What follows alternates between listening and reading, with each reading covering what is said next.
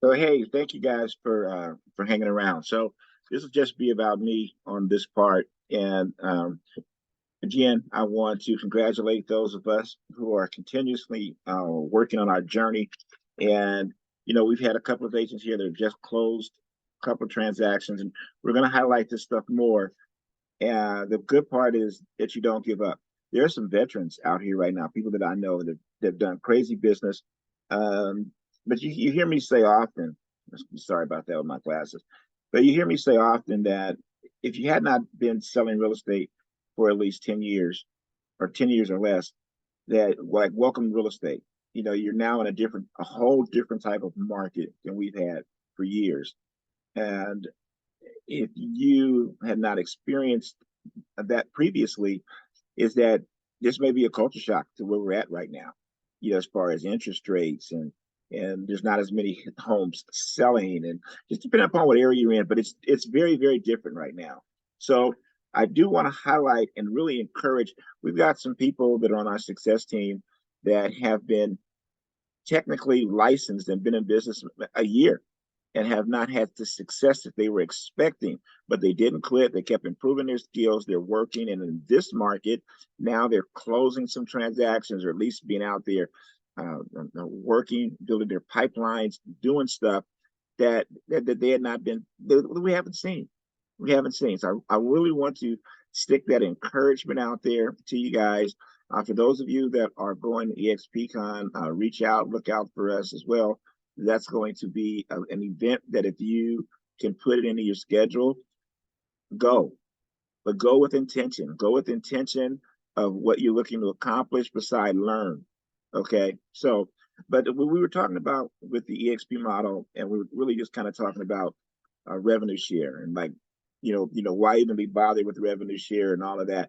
So here, I'm going to give you a couple quick things, and I'm going to give you a couple quick notes on revenue share and what I think. The first thing is this: is always remember. You hear me say this: there is no revenue to share if there's no revenue, and the way revenue is generated through production and income. And the way production and income for us as agents is to help as many families as we can get what they're looking to get: buy, sell homes, investments, legacy building, wealth building. Those are the things that produce income, which produce revenue, which then produces an opportunity to have revenue to share. Now, there are some people that are in EXP, as in other companies, that they either as a job or as a business are strictly looking to recruit people. There is absolutely 100% nothing wrong with that at all. People do that in all businesses, but mainly for most of us, a lot of our opportunities are going to be built upon the ability to help buyers and sellers, other people seeing our company grow, other people seeing what we're looking to accomplish and what we're being successful at and wanting to become a part of that. It's a different type of a flow. It's more of an agent attraction versus a recruiting. To me, either one is fine. You got to do what feels comfortable to you. But why should you be concerned with revenue share at all? Well, first of all, it's passive income. It's passive income. See, the way XP is set up, though, even if you do not quote unquote agent attract or recruit someone, there are still passive type income things you'll be able to generate. Now, the majority of that, if you're not doing revenue share, is through stocks.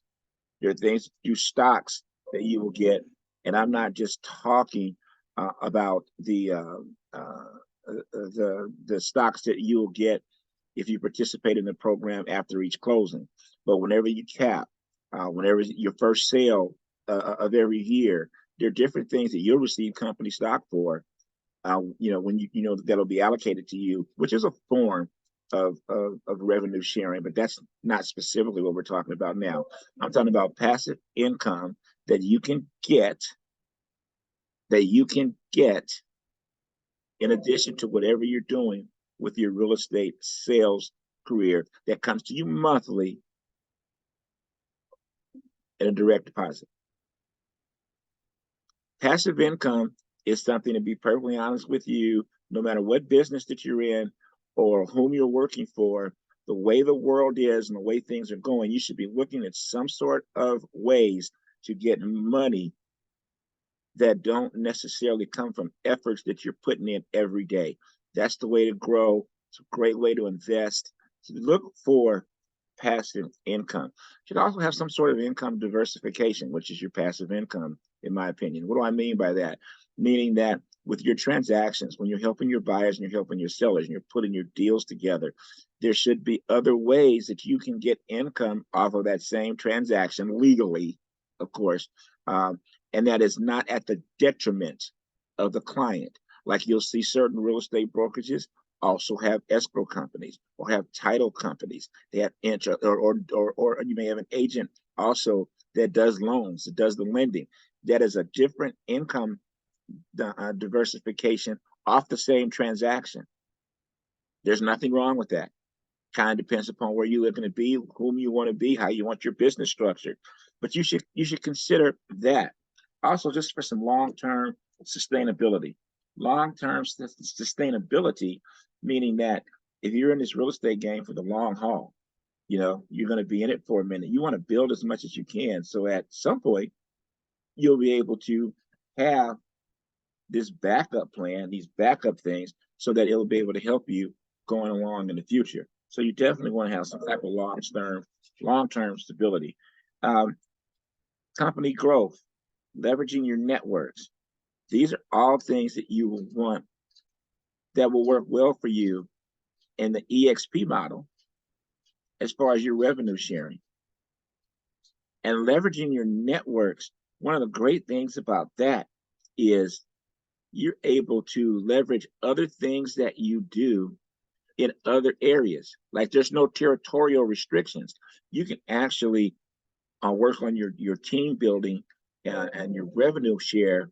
Like for me, I'm in California, but we have agents that are in our success team that are in Utah, that are in Canada, that are in Texas, that are in other areas.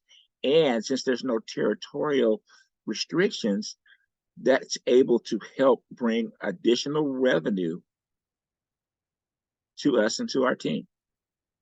I mean, just think about that's fantastic. And this comes every month. This comes every month as long as you're helping the company grow. And a good portion of this happens on accident. Just continue to help as many families as you can. And there are people out there, there are agents that need and looking for help. This is a good opportunity for that. Lastly, one of the things is an exit strategy. There may come a point that you want to, you may be at a highly productive level with your real estate career. But how many of us want to have the dash on at the end of the day, have our dash say he or she listed and sold homes? There's so much more to life than that, right? So there may come a point to where you either want to step out of your real estate sales career or just slow down, but you still want the income coming in to help fund your life, to fund your missions, to fund whatever it is you're looking to do. See, that's a real exit strategy. An exit strategy doesn't mean you retire, you sit down and you fish or you watch TV. Nothing wrong with any of that. Matter of fact, there's some days that sounds really, really good. But you want to have the option to be able to do whatever you want to. Maybe you just want to travel more. Maybe you want to get more involved in some youth activities for some kids, your church, whatever it is. But having an exit strategy because you've been building up residual income, doing the things that you do every day anyway, it's a pretty good feeling to know that you can build that. And you can build that to whatever it is, right? There's some people that are in EXP that make 6 figures a month with their residual income. I mean, that's fantastic, right? But what if you're just able to I shouldn't say just, what if every month you're able to generate enough revenue that it paid your car payment or paid your credit card bills? Or what if it just paid for the marketing that you do with your real estate brand to continue to help you get more buyers and sellers? Just what if it was enough to put together a college fund for your kids? What if it's enough to help you pay off of some debt? I mean, $200, $300, $400, $500 a month. What would $1,000 a month coming residually do for you and your family? That's $12,000 a year. Could you use an extra $12,000 a year to pay off some debt or to pay off something or to market your business without it coming out of your real estate commissions? Anyway, that's my story. I'm sticking to it. If you have any questions, you definitely want to sit down and look at how the revenue share program, along with some other great options and activities, streams of income with EXP Realty. I'd love to have the opportunity to speak to you. God bless. And remember, no matter what you're going through in life, it's just a temporary decision, a temporary condition, because things change. And guess what? It truly is a great life. God bless you. I look forward to assisting you if possible. Continued success to you. Keep building, keep working, keep grinding, and hey, take care.